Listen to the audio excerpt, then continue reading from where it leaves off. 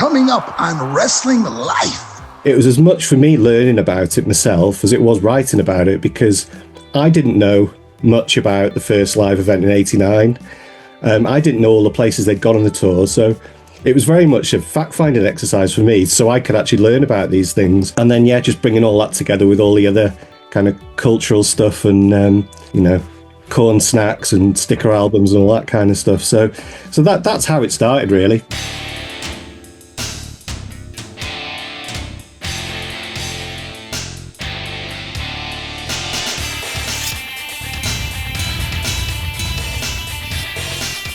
This is Wrestling Life with Ben Veal, the show that celebrates wrestling's past, present, and future with real talk from real talent. Guys, welcome to episode 80 of Wrestling Life. I can't quite believe we've reached 80 episodes, and this is a conversation I've really been looking forward to, because joining me on the show today is not one but two guests who share the love of all things early 90s wrestling just as much as I do. Joining me on the show today is Lee Herbert, the author of wonderful new book Rampage, and Ben Tallon, the illustrator of wonderful new book Rampage. Welcome, gents. How are you both? Very good. Thanks, Ben. Thanks for having us on. Yeah, likewise. Yeah, they're excited about this, and very well. Cheers. So let's start with the obvious question to begin with. This book, Rampage, the World Wrestling Federation's invasion of the British Isles, 1989 to 1993, just making sure I get the title spot on. Lee, where does this all begin for you, and why did you feel that you were the man to tell this story? So that's a good question. So, the reason it came about was, I can't remember exactly what it was. I'd watched or read something about something in this era. I wish I could remember now for questions like this, but I can't. And I just remember thinking to myself that, SummerSlam 92 has obviously been talked about. It's been written about. It's been featured on documentaries. But kind of all the other stuff, really, I don't think had really been captured in one place, like the Rampage tours, the first UK live event, all those sorts of things. And so I actually went and tried to buy a book that had all this stuff in it, because I couldn't imagine that it didn't exist, to be honest, because it seems such an obvious thing for me, given how big it was here and the impact it had on so many lives. So I actually went online and I tried to find the book, but I couldn't find it. So I just had this crazy idea to try and do it for myself, really, because no one else had, seemingly. And that was it, really. I didn't really have much of a plan. And a lot of the stuff, in terms of the Rampage tours, it was as much for me learning about it myself as it was writing about it, because I didn't know much about the first live event in '89. I didn't know all the places they'd gone on the tour. So it was very much a fact-finding exercise for me, so I could actually learn about these things. And then, just bringing all that together with all the other kind of cultural stuff and, corn snacks and sticker albums and all that kind of stuff. So that's how it started, really, shortly. I wanted to read it myself, so I just wrote the book that I wanted to read. Oh, that's the most amazing reason to write a book. And for you, Ben, obviously this book is absolutely stunning. I'm not just saying that because I came on board as a publisher, but it is a beautiful book. It's exactly a book I would have bought anyway, because it is lovely. And it's filled not just with this wonderful kind of illustration on the front, but throughout every chapter has got your amazing illustrations in it. What was it that appealed to you about this project, and why did you want to lend your hand to it?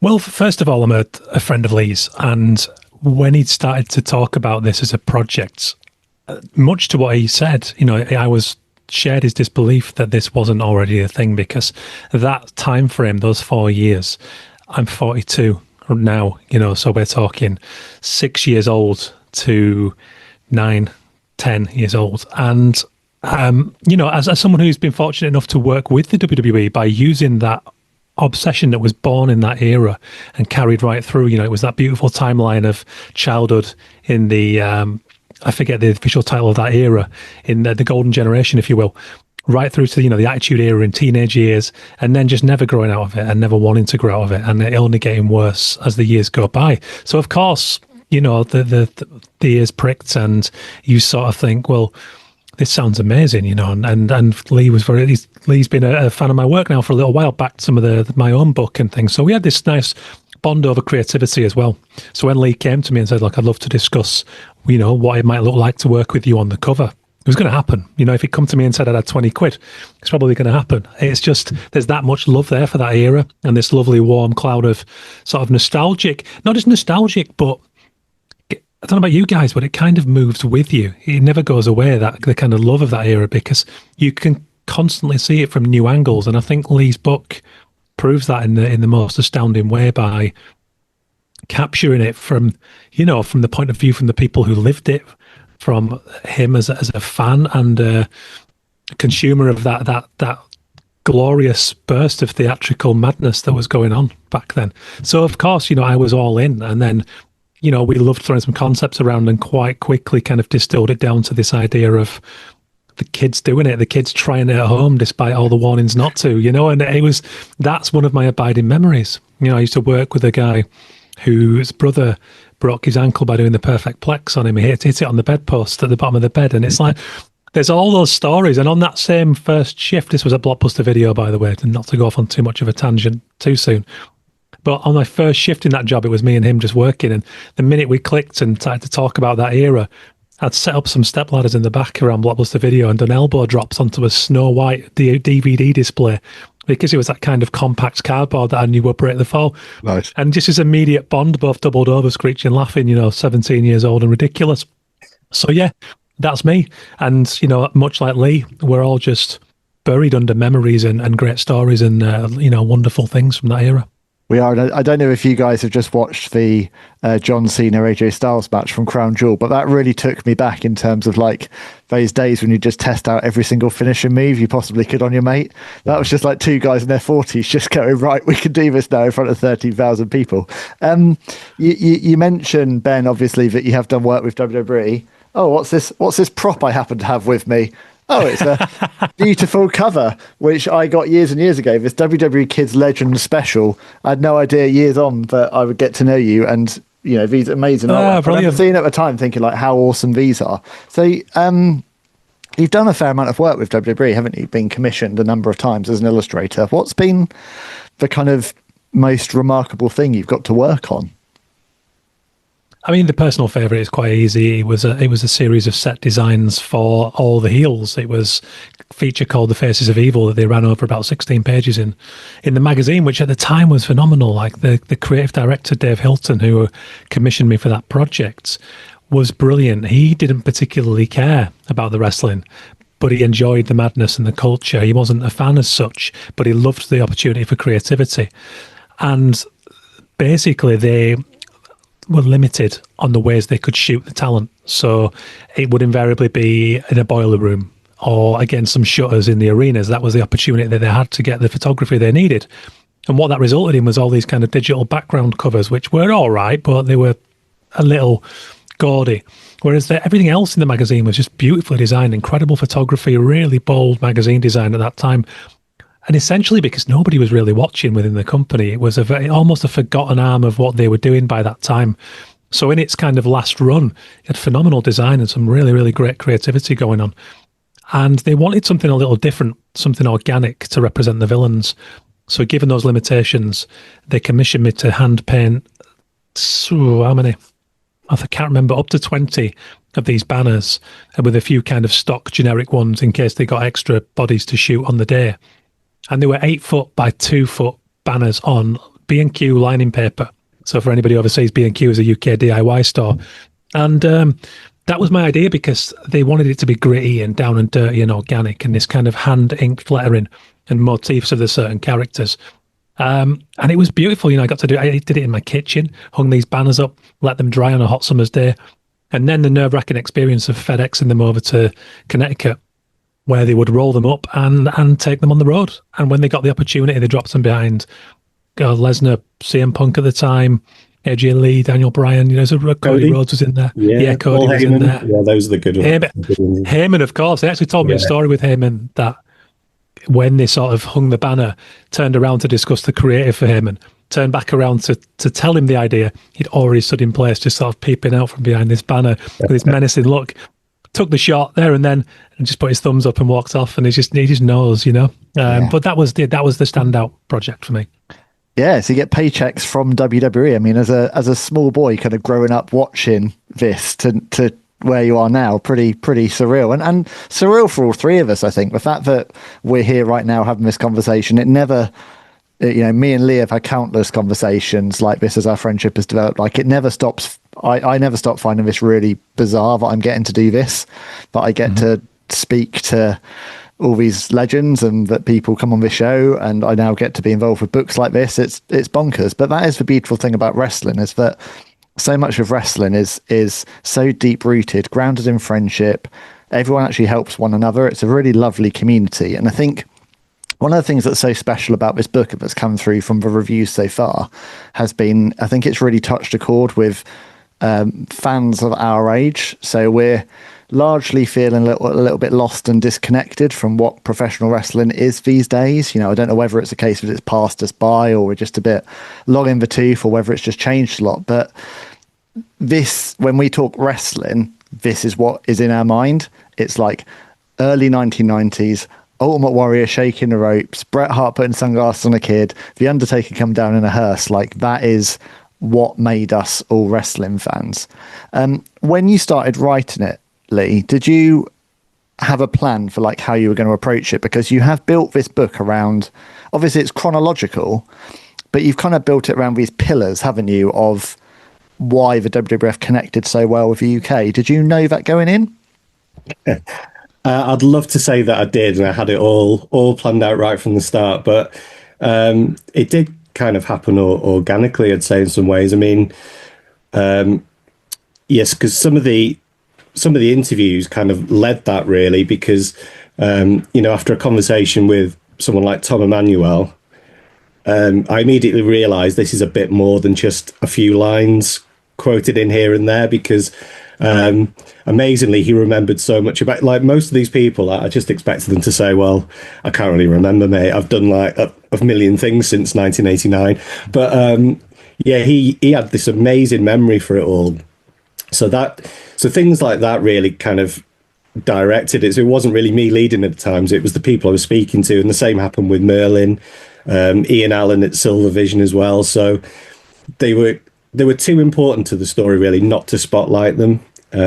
So yeah, I wish I could say I'd had that all planned out, but it definitely didn't happen that way. But yeah, they were all really, as you say, those were kind of the pillars of the fandom, really, because it was so much more than just a wrestling program. So many people that I spoke to had the same experience of me, in that they knew the characters before they'd ever seen any wrestling on TV, because they didn't have Sky. So for me, I'd definitely seen a magazine before I'd ever watched it. I think I had the toys before I'd ever seen it, and you know, other bits and bobs. But that was the difference between then and now, really, because today, even though they're making more money than ever, as we all know with the ticket prices. Oh, are they, Lee? I didn't realise that. They're doing well, are they? So, you know, they've got these billion-dollar streaming deals, multiple billion-dollar streaming deals, and they're making all this money. But culturally, it doesn't have the same impact today that they did then, because it was everywhere in our lives. If you walked into Woolworths, there were toys on the shelves. If you went to WH Smith, there were videos on the shelves and there were magazines on the shelves. So, you know, it was a different time, and we accessed things differently. And everywhere we went, WWF had a presence. So, yeah, I mean, you talk in the book about, I think there's one point where you talk about, like, I went to bed under my WWF duvet cover, and I washed myself in WWF bubble baths, and I had WWF curtains. But that is the reality. Like, my wall was head to ceiling. You know, every aspect of my room at one point was literally covered in professional wrestling. There wasn't a square inch that wasn't. I had a WWF bedspread, Hasbro figures on my shelves. You know, just like, it was everywhere. Just going to circle back, because there are some incredible names that you've interviewed in this book. Some of these names are people that, like, are kind of hidden heroes that our generation owe a lot to. One of the names you mentioned is Tom Emmanuel, which is a name that will only mean something to so many people. But Tom was actually, I believe I'm right in saying, he was the editor of WWF magazine in the late 80s. Is that correct? Was he the editor? Yeah, so well, his title was editor in chief, so he was more of his background was publishing, so he didn't know anything about wrestling. And he was from London, so he grew up over here. Wasn't he doing something like Connecticut Living magazine or something? Yeah, so he just took. He's from a family of doctors. He grew up in the kind of the Kensington area, so it gives you kind of an idea of his background. So he said he was kind of the black sheep of the family because they were all going into the medical profession, and he ran off to New York and got involved in publishing. But yeah, and it was just a chance thing because he was working on a magazine in Connecticut while he was publishing the magazine, and then yeah, someone came to him and said, I think, this would be a good job for you here because they haven't got a clue what they're doing. I think he took over essentially from Linda McMahon because she was overseeing the magazine side, but obviously her background wasn't in selling magazines. So yeah, he came in and he was there for a decade. So he joined in it was 85-ish. He left in 95-ish. And that's a miracle because you share in the book. There's this it's one of those urban legend stories, but you've got kind of the full story in this book about how Tom Emanuel reveals the winner for WrestleMania 4 WWF Championship tournament in the magazine before WrestleMania's even happened. And he still had a job after that. Yeah, I mean, it wasn't technically his error, but the magazine was his responsibility. Yeah. So if anyone was going to get the chop for it, it was going to be him. But yeah, he said to me that if he still had a better relationship with Vince McMahon, he'd love to know why he didn't get sacked that day because he had committed the ultimate kayfabe crime, essentially. And it's amazing, really, that actually made the newspapers in the States. It was on the front page. I think it was the Milwaukee Sentinel. Really? And they were having to get statements from WWF. And they were obviously just saying, coming up with whatever they did, it was just a typo. But then the copies of the magazine that had gone to newsstands, they recalled them all because subscribers had already got them, so they knew straight away. But they came up with a story that there's a labeling error, so they had to get all the other magazines held back and stuff. So it caused absolute mayhem at the time. And what's amazing about that is that they stuck to the plan, as in that happened, and Randy Savage still wins the title, because in any other era, you'd think, well, that's, if I was Ted DiBiase, I'd be livid still that I got robbed out of that moment, because you'd normally flip that, wouldn't you, and do a swerve. I don't know if you remember, I don't want to mess around our timeline too much, but do you remember WrestleMania 15, Michael Cole doing exactly the same thing? Yeah, and then I was going to say, it's definitely happened before when something's kind of been half revealed, and then they've just gone, actually, no, we can't do it now. No.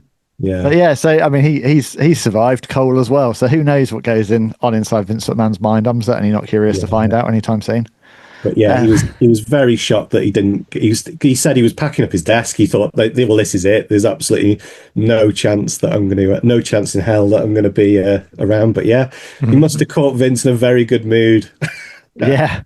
I mean, the thing is, like, the people you've spoken to, I mean, you've got, obviously, you've got the kind of official WWF magazine covered. You speak to Keith Elliott Greenberg, who's been on this show. You speak to the guys behind Coliseum Home Video. You've got, and Silvervision. You've got the people involved in Hasbro and the sticker albums. Like, you really have gone to town in terms of really getting the inside scoop on all things WWF. Yeah, and I think that was important, really, because you can research all these things, and I think really it's important to speak to people, and as you say, some of the people I spoke to are kind of the unsung heroes of it as well. So, like Ian Allen, I mean, you can try and find stuff from him online, but you'll really struggle because he's kind of kept out of the limelight quite a bit on that. And with Merlin, I mean, there's been a documentary made about them, but it focused on the Premier League stuff, because that's really that's what they're famous for. But without the WWF, not in my mind, I don't know, they wouldn't have. But it was only because of the success of the WWF that they landed the Premier League rights, because when they had the meeting with the Premier League, they were able to say, we are selling more wrestling sticker albums than. I think it was Panini at the time still had that license. But yeah, they were selling more wrestling albums than the first Premier League albums that went out. So they managed to win it based on that. So yeah, I thought it was important, really, to get to speak to some of these people and see what kind of impact it had on their lives, really.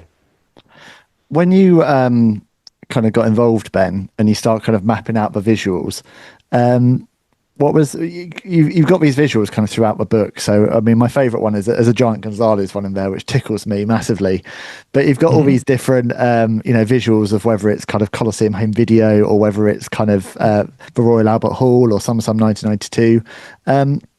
Was that really nice for you, kind of taking a trip down memory lane and kind of going back to that era of your fandom? Did that bring up some nice memories?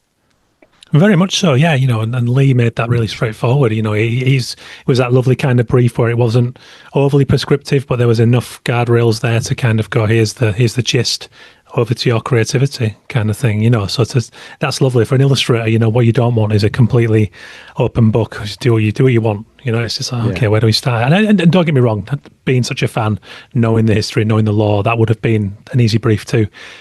But to get Lee's flavour on it and kind of go for it from there was wonderful. And of course it does. I mean, you only have to say those words, Giant Gonzalez, and anyone who was a fan at that time, I don't care what anyone says, and I think Lee said something to the same effect, is you can look back now and find it ridiculous. And I'm sure the adults at the time found it utterly ridiculous too. But as a kid, that was pure magic. Yeah. The mystique of anything around that era. And I think mystique is a really key word in all of this. Mystique and scarcity. Just the not knowing, the not being able to go and read online about things and sort of spoil the magic, and just things like the length of time for a build up to a pay-per-view. It allowed you as a kid who, speaking for myself now, but I know I also speak to a degree for Lee, someone who had to source recordings of home video from fathers of my dad's mates, basically, who would provide these things. It left so much to the imagination that you spent all that time with those action figures, just conjuring all those images of that world. So yeah, to go back to your question, everything from the colour of the ring attire to the set designs to the minimalism of some of those arenas where everything was on that blue canvas and it's all just within that ring.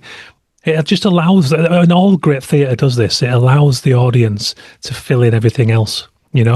And to paint an even richer picture. So yes, doing those illustrations brought all of that back. Who doesn't remember the banal inlays of the Coliseum Video VHS covers, the grey and the purple in the back, and the kind of adverts for all the other tapes that you could never even afford or get close to, save for maybe one or two in your local video library. There was so much that was held back then that you never forget it, but it lives on some warped layer of the subconscious. Doing this work very much, brought that right out to the fore again. Title Run Toys Series 1. Dangerous Danny Davis.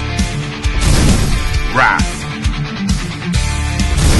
Juventud Guerrera. Ernest the Cat Miller. And Mr. Wonderful Paul Orndorff. Coming to the ring soon.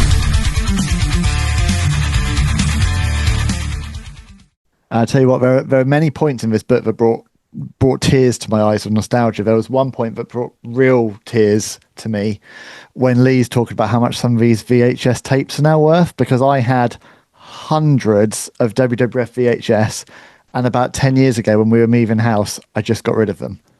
I genuinely just chucked them. I was like, no one's ever going to want VHS. I need to clear space. I sold all my WWF magazines. I think I sold 5 years worth of WWF magazines for about £10 on eBay. This guy just came and picked them up in his car, and I threw away all my VHS. And yeah, when I read some of Lee's stories in there about what certain things are worth now, it does make me genuinely weep. But it also speaks to like how much in the last 10 years, I think, probably a let's just say the surreal 2020 era. We know what we're all talking about. That period of time, I think, for a lot of people was when we doubled down on nostalgia. Like, I hadn't thought about collecting Hasbro figures until then. I had a few old battered ones. My kids had played with them. I had one or two up on a shelf.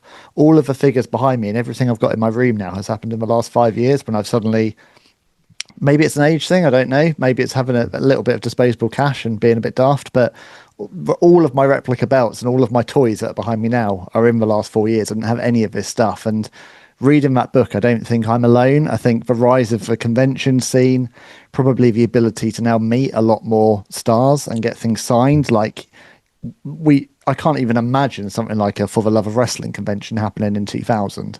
Like, can't imagine someone saying we're going to bring over all these wrestlers just to take photos with you and sign figures for you in somewhere in the UK. Everything has become so much more accessible. and also that generation of talent have, I think, lent into this as well. Like, they get that they get what they represent to us. The ones that still remain, they get that actually there's a really special connection there because they are a link back to our childhoods and back to a time when life was simpler and, dare I say it, a little bit more joyful. Yeah. There was no question there. It's just an observation of an old man getting somber. I think you're right though. Joyful is right. You know, I don't want to sort of just sit here and reel off countless memories of it all, but there are standout moments. You know, shedding tears over Undertaker pinning Hogan at Survivor Series 91. You look back on that now with kind of, you know, maybe more cynical, mature eyes, and it's a terrible match, but who cares? It's like at that age, this idea of Hogan and this suddenly a real threat, you know, and that was magic. Like all day. Do you remember him shaking? Yeah. Yeah. What you mean after the pile driver on the chair? Yeah. Yeah, oh, yeah. But you know, as a kid, that was traumatic. I cried real tears over that, and you know, got to stay up late the next night after it had been recorded on VHS. But it isn't just the story and the matches. Like I said, it's everything. It's all of that stuff. The beautiful design, the costume, the storytelling, the commentary. It's all kind of sensory input, and it was all magic. And you carried it. One match you could be thinking about for a week at a time at that age, because I think we had a little less sensory bombardment. We didn't have 500 TV channels and the internet, and I'm not decrying those things, you know, used measurably, they're all good, but there was just something about that scarcity and having very little access to all of it that, yeah, heightened that. And it's also the entry points, as Lee says, about kind of how you became a fan. So when Hulk Hogan passed away a few months back, I was genuinely surprised by how emotional I felt. I didn't honestly think that I would have that emotional connection. And when I got the news, I was like, it was literally like a bit of childhood had just been ripped away, because I've said this before. I said this when I was writing one of the forewords to the book, not the main foreword, because the main foreword is, of course, the Repo Man himself. We'll come to him in a minute. But the reason I became a wrestling fan was because I saw this Hulk Hogan trading card. I saw a real life He-Man on a bit of card, and before I knew anything about what wrestling was, I was just like, I want that. I want whatever that is, and I want it now. And I think for me, as you said, you know, I don't know about you guys, but I hadn't, you know, you go through all these stages before you even see a wrestling match, because we got hooked into the culture before the actual art form, didn't we? Yeah, that's it. And I think the imagery is really important because, you know, you've got this thing, professional wrestling, which is, you know, the ultimate form of escapism. But then when you make it so kid friendly with that imagery, and, you know, so many people say the Ultimate Warrior was the first one to get them into it. And that was, you know, they hadn't seen any wrestling, but they'd just seen this guy that looked like a superhero come to life. When you've got those things and you just make it, I mean, it was catnip for kids, basically. I mean, Legion of Doom with their spikes and stuff. I mean, so yeah, when you mix all that together, you can't really go wrong. But just to jump back on what Ben, you said about the scarcity of content, I think that's a really key thing in all this as well, because you might think that, you know, in 1990, 1 in 20 homes had Sky. So, you know, if you saw a Hulk Hogan figure, you had a 1 in 20 chance of being able to watch it. But you might think that would have really hurt its popularity. But I think it actually had the opposite effect in some ways, because you had this scarcity of content, and this tape trading culture developed as a result of it. And it kind of made it more, it made this stuff, it put a higher demand on it, really, because you couldn't just flick your TV on or type into a search bar. And it was actually one of the reasons why Merlin happened. And it was the tape trading stuff, because Mark Hillier noticed that all the blank tapes are going missing in his house. And then he spoke to Peter Warsup and said about this thing, all these kids in school, they're all swapping these tapes around. And he'd said, oh yeah, it's the same in my boys. They're always swapping these tapes about, and I can't record peak practice because there's no video and stuff. So it was that kind of buzz that the scarcity created that did feed into it, really. So yeah, I think it had the effect. It made it more in demand, and then you had, you know, WWF magazine filling in the gaps for you if you couldn't see all the shows. Like I might see one Superstars a month, so, you know, I'm kind of missing all this stuff. but then you had the stories in the magazine that would give you the reason why Bossman and Nails are feuding, what happened in that penitentiary and all this kind of stuff. And when I spoke to Keith Elliott Greenberg about that, he said there's a guy in the UK that still sends him like scans of his articles, and like someone like Keith, who's been writing about wrestling for all these years, but he's got all these people in Great Britain that still talk to him now about these articles because they had a whole new level of importance here that they didn't have in America. Because for us, it was putting the pieces of the jigsaw together in all the stuff that we hadn't seen. So the scarcity thing, I think, is coming back to the original point, was a huge reason why we love it so much. And also that, talking of unsung heroes, you're very right in the book to talk up about those very special people that we all had, the people who recorded wrestling for us, because they are genuinely responsible for everything that's happening now. I mean, I had this one family down my road who luckily they were wrestling fans. So they had two things going for them, which were amazing. One of which was they had this collection going back to the mid 80s of WWF VHS. So after I got hooked in 1992, I was then able to learn everything that had gone by. So every week I'd go and borrow one of their videos and go home and, work my way through WrestleMania 3 or whatever it was.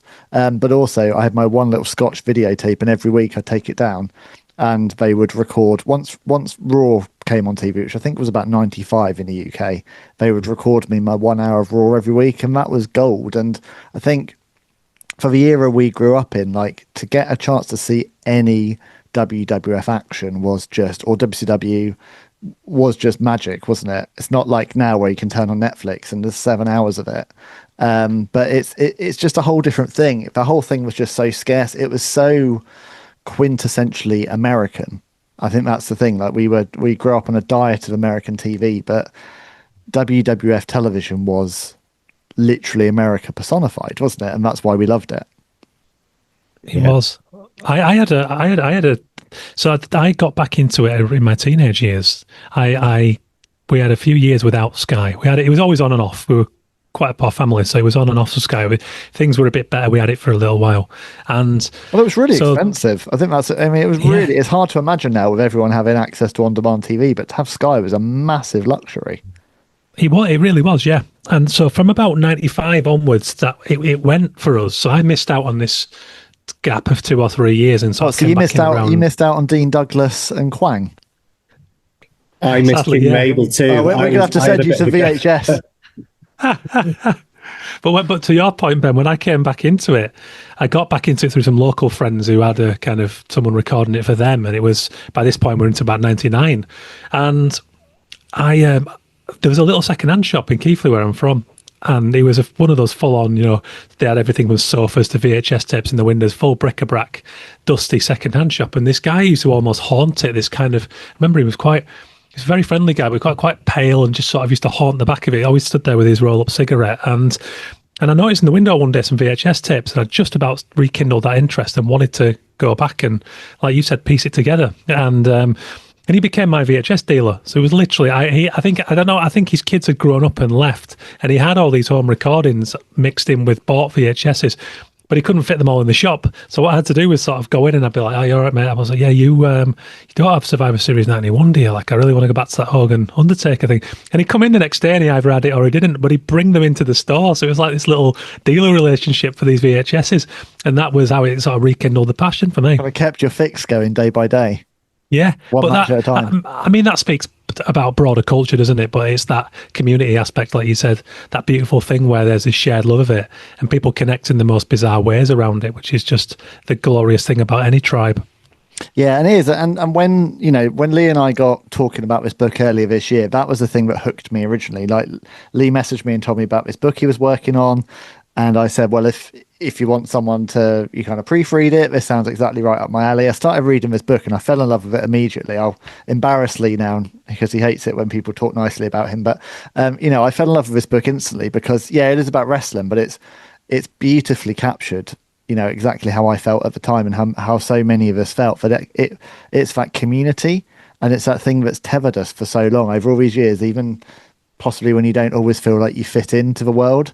Like, we've always had this little wrestling tribe. And I think what this book speaks to is actually that wonderful kind of brotherhood, sisterhood, whatever, of like these wrestling fans who we all kind of are hidden away in the shadows sometimes, but when we all come together, it's a very magical thing, and we all help each other out wonderfully. And I just think at heart, it's a book that's a real celebration of, just a real passion for all of us, and a wonderful time to be alive as well. Because whenever I think back to like 1992, 1993, I can probably name 5 memories from my actual childhood, but I can name 100 memories from what was happening in the WWF. So it was like, it was the soundtrack to our existences. And I think as we've got older and had kids and navigated adult life, it's still like a massive comfort blanket that we step back into time and time again.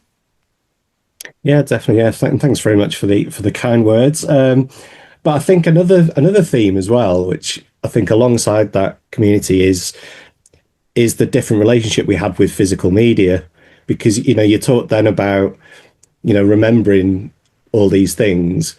But I think part of that reason was because all this stuff existed in our daily lives. Now we have access to absolutely everything we could ever want and more, stuff that we don't want. And it's all there, it's all in the cloud, but it doesn't actually exist. It's stuff we can access, but we don't interact with it and have the same relationship we did. Whereas if we had a stack of videotapes on the shelf in your living room, you walked past them and saw them every single day. The stack of magazines by your bed, you saw them every single day. And because, going back to the scarcity as well, because there was such a scarcity of content, you would watch the same video 47 times in a month. You'd read the same magazine 6 times until the next one came out. So the scarcity linked with that different relationship, and having physical media all around us, I think, yeah, that's another key theme as well, really. Just the fact that we really appreciated the stuff, and now we remember it because we did, and now we can, I don't know, I can barely tell you anything I watched on the last wrestling show that I've watched, or the one before that. I mean, these pay-per-views now, and they come so quickly, they all kind of blend into one. But I can remember vividly, a Silvervision videotape from 1993 because it was just on loop. So yeah, it's nice, and I do like being able to watch anything I want, and I know I can just type a few keys and I can pull up anything from any year. But I think, yeah, there's something, when you have less of something, you appreciate it more, don't you? I suppose is what I'm getting at. Yeah. You do, and it's all. Sorry to jump. It's all depth as well. It's about deep thinking. This is something I was discussing with a designer I'm working on a biography with at the moment.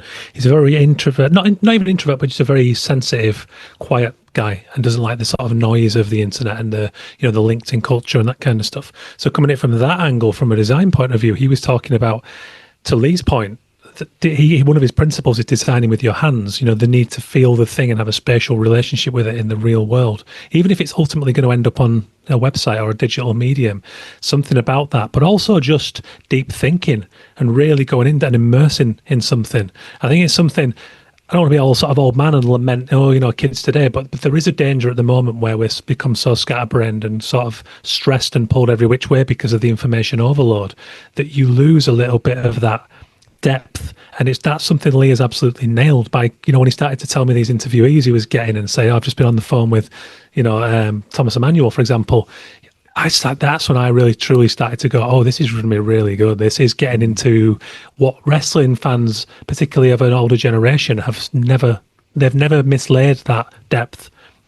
We all love learning a new story about whoever, from behind the scenes through, shows like yours, Ben, and also, the Bischoffs and the Pritchards and all that kind of, that gentle pulling back of the curtain that almost happens on a deeper community level. I'll never lose that appetite for more of those road stories from those eras gone by, and even the modern stuff, to be honest. If those stories were there, that's any sort of nerdy tribal comic, whatever the thing is, they're the communities that I truly adore because of that, exactly that depth that you talk about. Yeah, and I mean, as wrestling fans, we'll never ever tire of stories. You're right. We have got this vociferous appetite. There can never be enough autobiographies. There can never be enough books written about wrestling because we will always read them. I want to touch on physical media because you might not know this, Ben, but Lee made my dreams come true recently.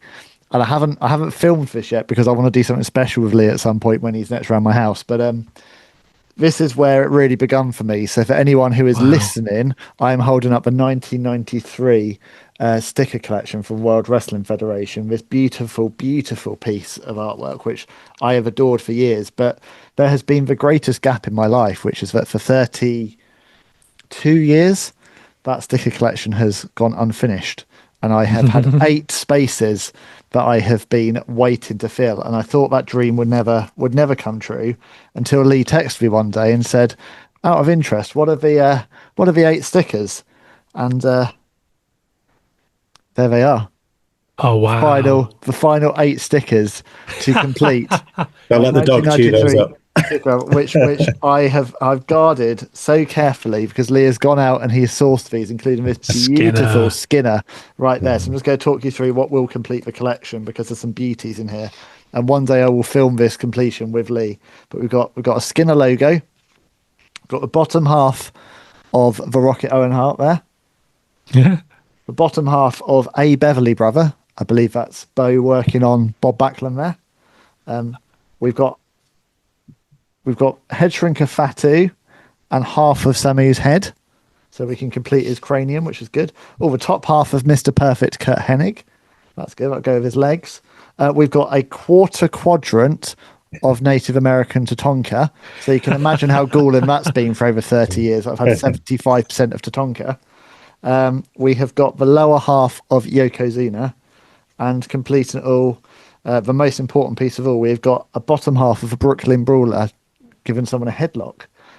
So at some point, those 8 pieces of the puzzle are going to go into the sticker album, and then my life will be fully complete, and I can retire my existence, I think, because I'll have done it all. So thank you, Lee. And I think that just speaks to the wonderful communities that we've got now. We've got all of these, like, one of the contributors to the book was John Schoen, who's a good friend of the show, who's a big part of the Hasbro World Order. You know, these guys go around all the conventions with their HWO flag. I was with them at WrestleMania 40 in Philly. Like, they just absolutely adore Hasbros. You've got others who are obsessed with the trading cards, with the stickers. You know, like, you've got all these little micro communities in wrestling now that are just so focused on, you know, their one thing. I mean, I think for me it's Hasbro. And I've kind of worked over the last 4 years, kind of filling the gaps in my, I guess, as Cardona would say, scratching the figure itch. But I've kind of got all the figures now that eluded me, really. How about you two? Like, what's your? I know you've got a lot of figures, haven't you, Lee? Like, is that your guilty pleasure? Yeah, I mean, I've got a few building. I mean, to be honest, that's only really happened though as I was researching the book, because unfortunately, I grew up in a house where. Bit like you, Ben. You know, we weren't loaded as a family. I mean, I wouldn't say we were poor, but you know, we didn't go on holidays abroad. You know, it was Wales every year. You know, didn't have Sky, but as soon as kind of I showed interest in something a bit new, all the old toys would be straight down the car boot straight away to like. So it was just a constant cycle, and there's quite a horrible story about Star Wars toys that went that way. I had all the original Star Wars stuff off my cousin, which got stolen at a car boot, but that's a story for another day. So yeah, going back to your question, yeah, the figures, it only really started when I was researching this book. And, you know, I've had ideas about going back and redoing a sticker collection, all these crazy things. But yeah, it's just kind of, because when it's not, you know, when I look now, I'm looking at a couple of Hasbros on the shelf here, but it does, like, immediately holding one of those, it takes you back to that time, and it does invoke all those memories. And I think the sticker albums are particularly genius because, you know, you've got this tangible encyclopedia almost of the time, but it's one that you've created yourself as well. So it's not just the WWF haven't just, you know, sold you this book. You've been given half a book and you've had to go out and complete it and build it yourself. So I think you have an even greater relationship with that as well. But yeah, I've still got some old trading cards. I thought I'd completed the set until I was like halfway through the book, and then I realised there was loads missing. But yeah, I'm trying not to go too far down the rabbit hole in terms of the collecting things, because yeah, eBay is a scary place once you start. I'm Mark Merrill, former WWE Intercontinental Wrestling Champion and 3-time WCW World Television Champion. I am thrilled to announce the release of my new book, Bad to Good. The inspiring story of a wrestling wild man chronicles the highs and lows of my life, both in and out of the wrestling ring. It's a powerful narrative of overcoming adversity and the importance of perseverance, no matter how tough the journey gets. Co-authored with my good friend and award-winning journalist, Ben Veal, this is a story I've long wanted to share, and I truly hope it inspires you. I hold nothing back in this book, revealing the untold truths of my extraordinary life, from my modest beginnings and my first boxing match to the struggles with addiction that almost consumed me and my evolution into the charismatic Johnny B. Bad.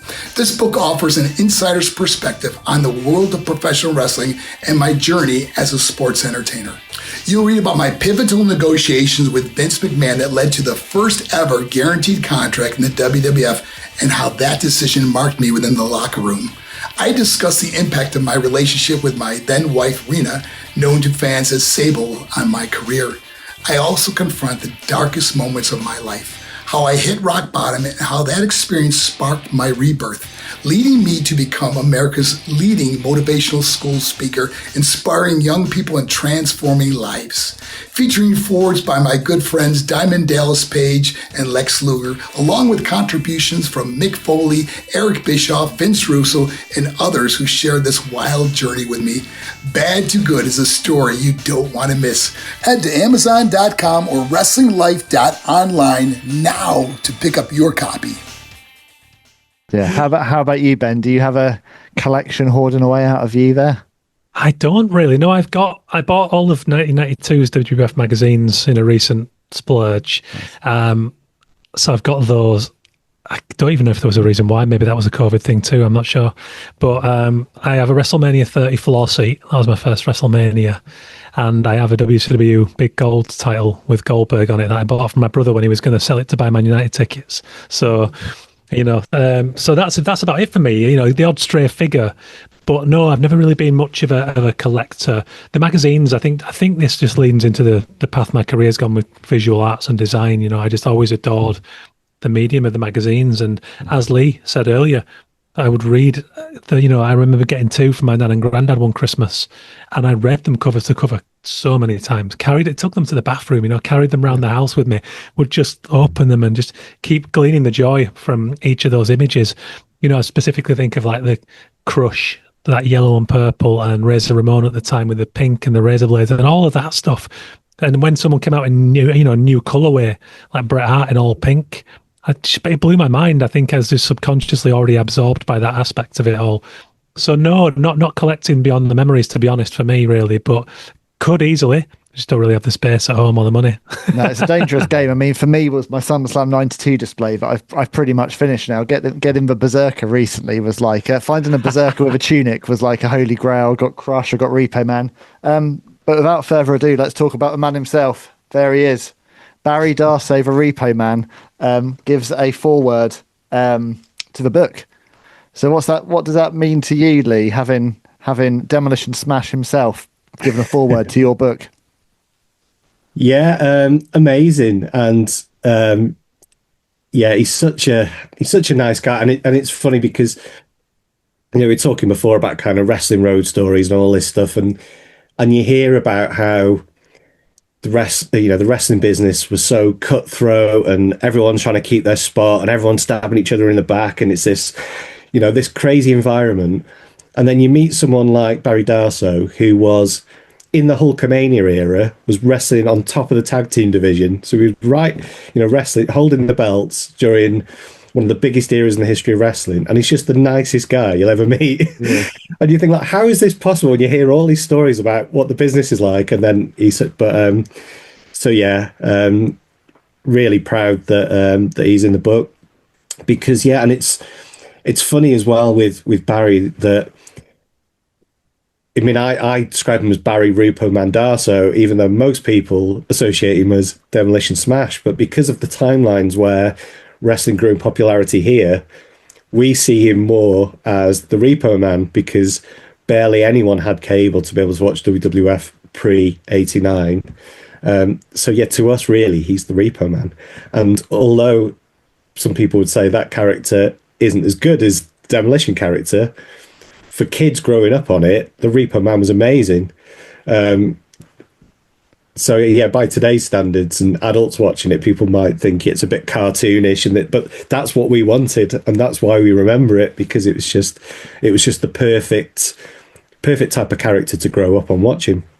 So yeah, absolutely delighted that Barry's in there, the Repo Man himself. Yeah, just a legend. And yeah, I was looking at the stuff I've got the other day, and, in the programs and the trading cards and things, and yeah, it's very surreal that someone from a childhood is now in the book. But yeah. And I hated Repo Man. I loved him. Like, yeah, I did. The heat was there for me. It was then he did his job. There you go. Yeah, exactly. I remember he said to me when I was interviewing him, he said, like, didn't you hate me when I was like stealing kids' bikes and stuff? I was like, no, I loved it. I loved all of it. It was funny because the first time I met him and Bill, I was like, I'm really sorry, Bill. Obviously I have huge amounts of respect for you guys as Demolition, but I'm here with a Repo Man figure for Barry to sign. And Barry was like, what? I'm not a gimmick for this. I was like, yeah, I'm sorry. I need a Repo Man signature because to me, you are Repo Man. And every time I speak to Barry, I'm like, I'm really sorry, but I dressed up as you for Halloween. Like, you are the Repo Man. Obviously, Demolition are being inducted into the Wrestling Life Hall of Fame, and rightly so. But a part of that is also Barry Darso was going into the Hall of Fame as a Repo Man because, without that character and without Kamala and without Papa Shango and Tatonka, as much as I'm a Bret Hart guy and a Davey Boy Smith guy and I've always been drawn to the technical wrestlers, doesn't happen without those characters. Like, I don't think I'd become a wrestling fan now if I was 8 years old based on athleticism. If you don't have those characters, that was what hooked me. I know that Lee, you much like me, were a Bret Hart guy. You got to meet the Hitman recently and you gave him a copy of the book. How was that? Yeah, that was amazing. And yeah, definitely a Bret Hart guy. Like I say, it was kind of the Ultimate Warrior, the imagery of him that got me interested. But yeah, it was definitely, when I started watching wrestling, it was Bret and Shawn were the exciting guys in the ring, weren't they? And I was definitely Team Bret. I think even SummerSlam 92, I mean, we were quite a nation divided for that, really, because yeah, there was a lot of people that stayed Team Bret, even though Davey Boy Smith was in his home country. But yeah, even SummerSlam 92, I would say I was Team Bret. So yeah, very surreal meeting him. I'm really glad I gave him a copy of the book and wrote a note in it for him because I lost the ability to speak when I was actually stood in front of him. But he did say the poster he signed for me, he said he'd never seen before. So I was quite happy with that. I thought probably, if you think about all the autographs he's done in his career, if I've managed to get something he hadn't seen before, I thought I've done all right there. So and what was that you got signed? So the WrestleMania single was released on vinyl, and it was a fold out cover, the 7-inch vinyl, and it opened up into a poster. This kind of Bret holding the guitar and Bossman with Jim Duggan with a saxophone. But anyway, I've already got Jim Duggan to sign it. I bet Jim Duggan has hit so many notes on that saxophone over the years. Yeah. So yeah, I already had Duggan's signature on there. So now I've got the two on there. But yeah, it's a great poster. I'm getting that framed for Christmas. So what instruments were the Nasty Boys playing? Oh, I can't remember. I'll have to dig it out. But yeah, the Nasty Boys triangles or something. Yeah, but it's amazing. And that album again was just such a huge part of my fandom as well in that era. I almost took the cassette because I've still got my original album that I had on cassette. I still remember where I bought it, in Our Price in Shrewsbury.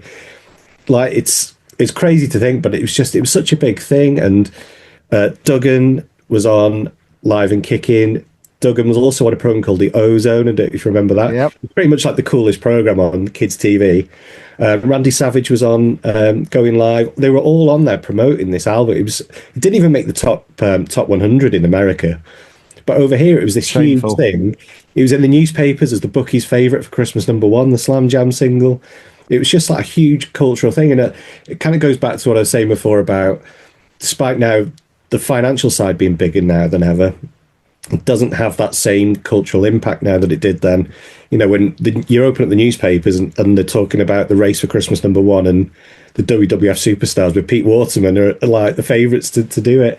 So it touched our lives in a completely different way. And that album's a great example of that, because Most of the stuff has gone over the years, but I've still got that same cassette because it was just such a big thing for me at the time.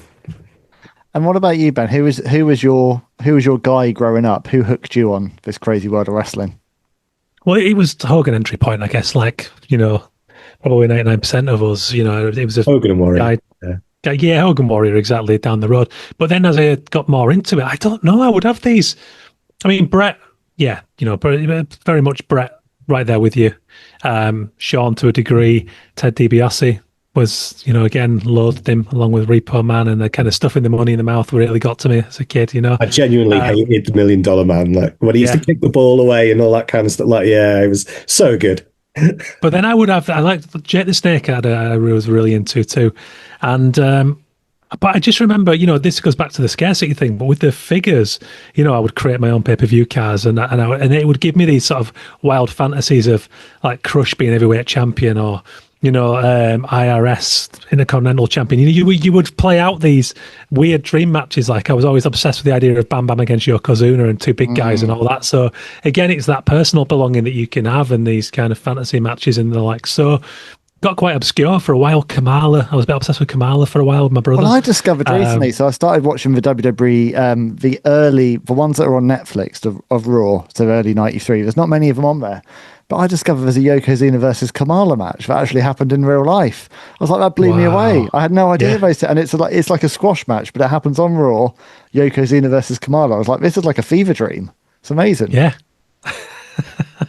Yeah, so all of that's big. Yeah, and I always used to think that Earthquake should be heavyweight champion for some reason. I don't know why, looking back, but but you do, don't you? And that's what's beautiful about it. You can own any one of those obscure characters. Like Skinner, where's he from? What's going on there? Like as a kid, I was genuinely unsettled by him and wanted to know more. And he's glorified jobber with hindsight, but not at the time. It's all possible in the mind of a kid.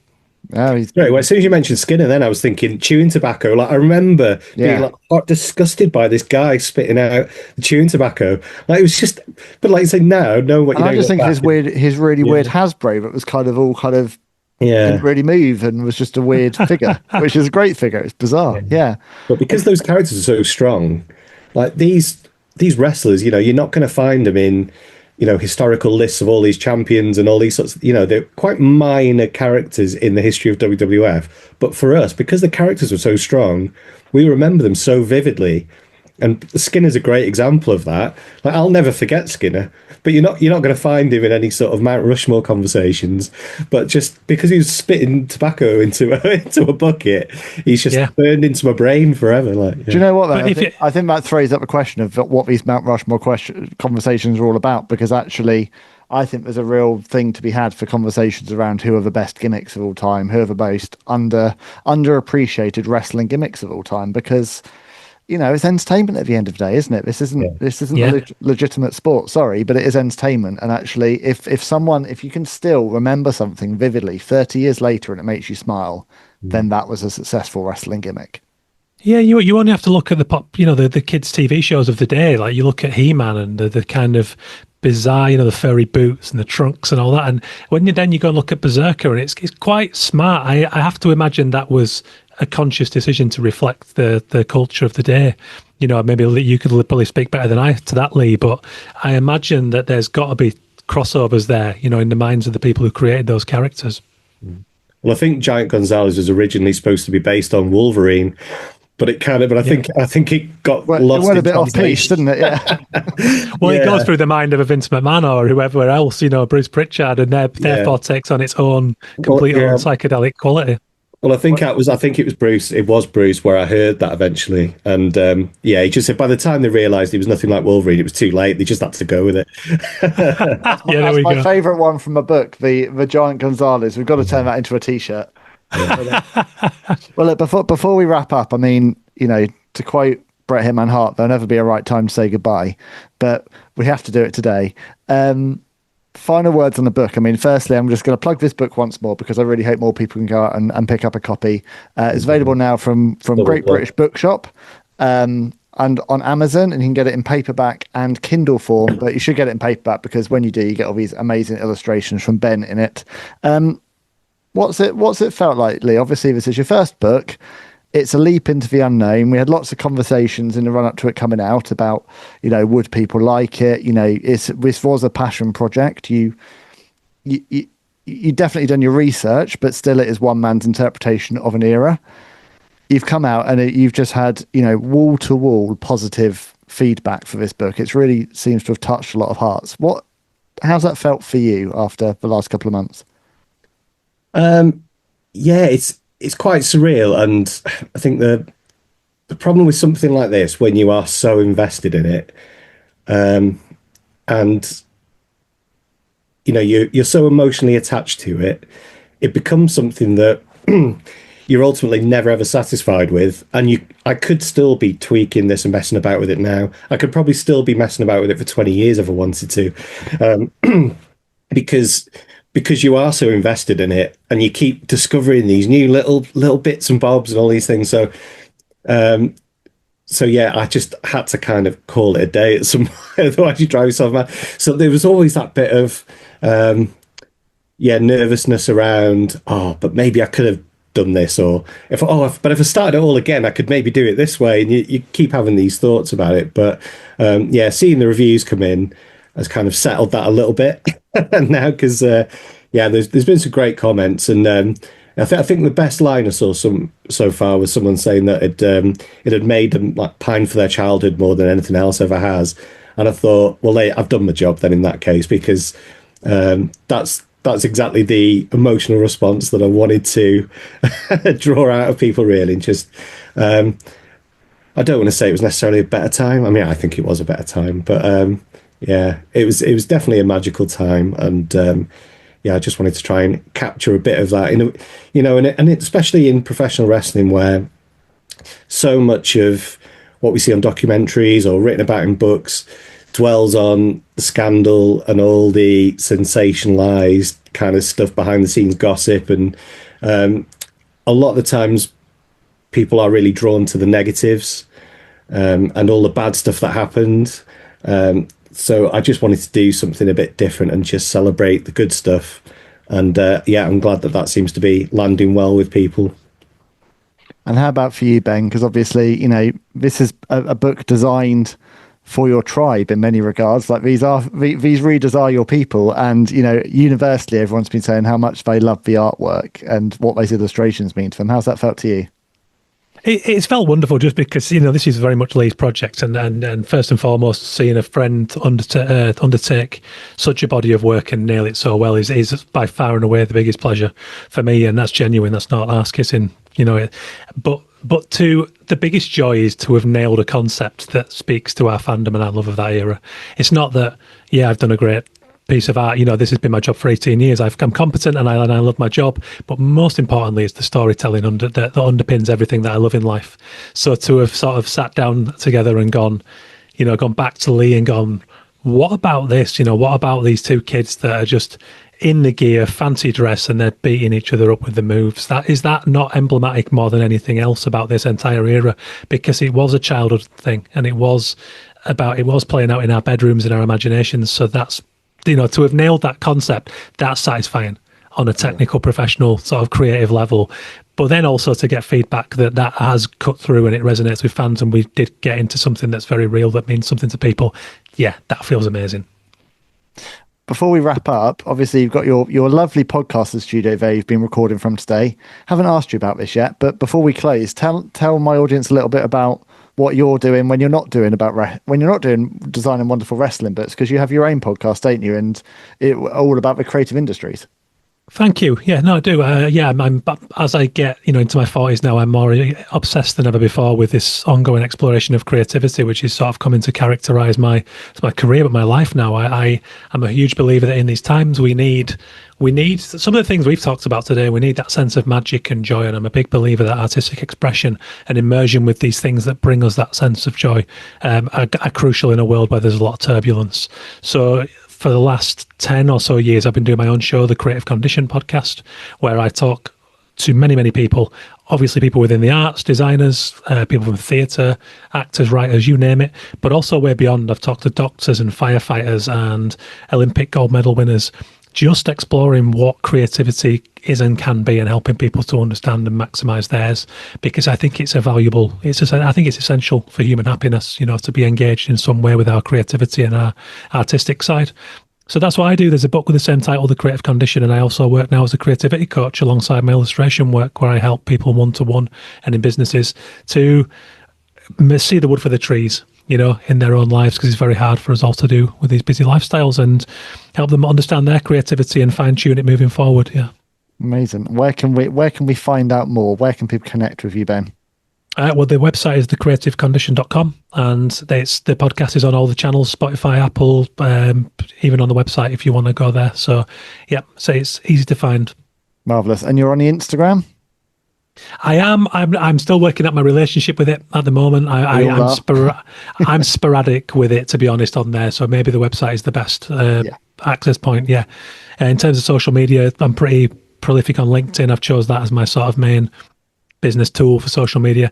I'll work it out with Instagram. Maybe I'll come back there and use it a bit more. Well, one person that's showing Instagram a lot of love is Mr. Lee Herbert, because the WWF Rampage book account is genuinely such a joyous find, because every day Lee is finding these obscure treasures from the late 80s and early 90s and sharing them. So that's probably the best place, isn't it, Lee, to kind of keep in touch with the book, and you're sharing little snippets about the chapters and little insights along the way. Yeah, I would say so. Yeah, I've been putting out all the weird stuff I've been finding in regional newspapers from 1991. So if you're interested in reading, what was in the Gloucester Evening News in 92 about Jake the Snake, then yeah, that's the account to follow. Or about what the British Bulldog ate for his diet, which seemed to be the only thing that the tabloids cared about. That was a recurring theme in the newspapers. Yeah, they'd always have a little mention about what he was eating at the moment. What he'd eaten or what he bought his parents. Yeah. Well, the final thing I want to say today, firstly, thank you, gentlemen, for joining me today. I've loved this conversation. I could happily speak to you both for hours.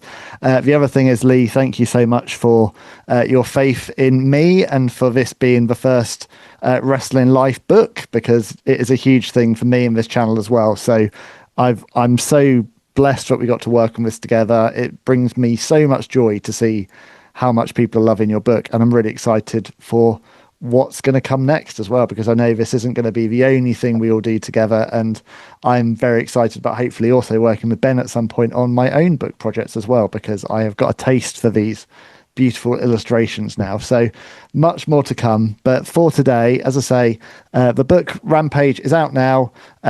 Great British Bookshop, Amazon, all those good places. You can buy it directly from Shopify via the WWF Rampage book Instagram account. But for today, my special guests have been Mr. Lee Herbert, Mr. Ben Tallon. I've been Ben Veal.